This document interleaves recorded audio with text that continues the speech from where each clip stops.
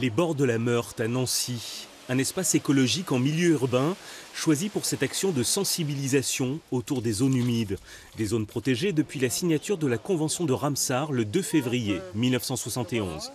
C'est un combat qui est mené depuis un peu plus d'une trentaine d'années.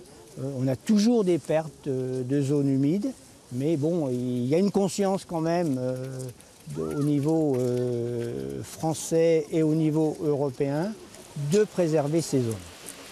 C'est un oiseau qui niche surtout en Europe du Nord. Les grosses colonies sont au Danemark, en Europe, en Allemagne du Nord, et ils viennent passer l'hiver chez nous. Lors du réaménagement de la Meurthe, cet îlot a été préservé, un espace naturel que les oiseaux se sont réappropriés.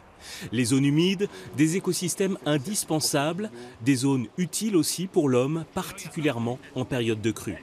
C'est très important d'avoir en amont des villes des zones où l'eau peut s'étaler. Ce ne sont pas des zones perdues, bien au contraire. Toutes ces prairies, ce sont des zones où l'eau va s'étaler, se ralentir.